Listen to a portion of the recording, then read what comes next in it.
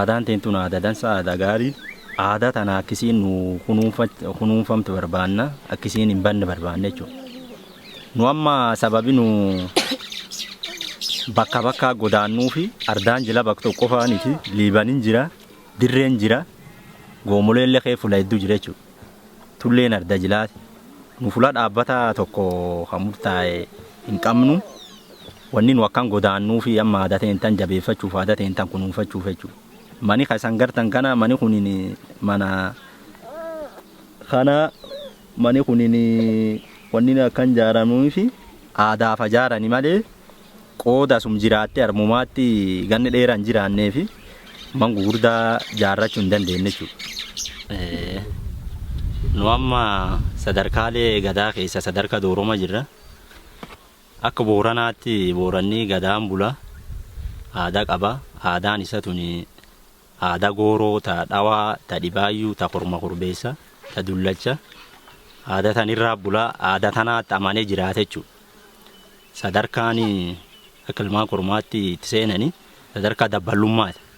Sadarkaa dabballummaa kanaatti dabballeen ta sangartan tana akka mata gudureessanii dabballee akka mata gudureessanii mata kana aga maqaa baasanii irra naadan. Yeroo maqaa baasanii maqaa isitti moggaasan suni gubbis tolchanii maqaa itti baasanii irra naadan jechuudha. Nun kulleen cuftinu tanum heddumne akkanuma gudureeffannee akkanuma dabballee taanee dabbaluma keessa gisee baanoo gisee gammee dunullee gisee aadan itti buufattu buufannee hedduu dabarsin jecha. Aggan 8 cuf waliin turre nurraa aadanii akkasii maqaa nu baasanii sadarkaa kan dhaqqabne jechuudha. Duulallee aadaa fuudhuun qaba. Akka fuudhuun qaba. Aadaa fuudhuun qaba. Lafumaa ka'ee la guddaa dheedeen fuudhu yeroo fuudhu jira. Yoo fuudhullee akka fuudhu qaba. Ammoo adoo dabballummaa mataa naannee mataan keenya duraanne guulmaa dhaanne guulmaallee naadaa saatiitti dhaatanii guyyaa buttee suniin duuba dhaatanii adoo hin cibrine dudduubaan adoo akka nadheen taane hin cibrine dudduubaan cibranii guulmatti naqan.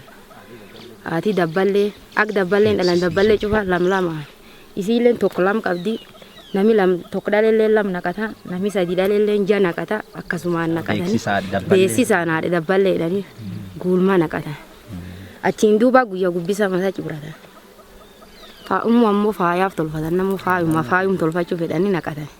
Aadaan eegaa keessan naqataniif dhibiin hin jirtu malee ammoo faayu. Aadaaf naqatan. Niitiin dhiirsi qabdu aadaani immoo taniinum naqatiin wadduma daantam taate hun naqatti akkanum faaya ammoo faayumaaf tolfatan. Faaya kana ammoo niitiin dhiirsi qabdu ammoo hin deemtu si malee hin deemtu akkanaaf naqatan.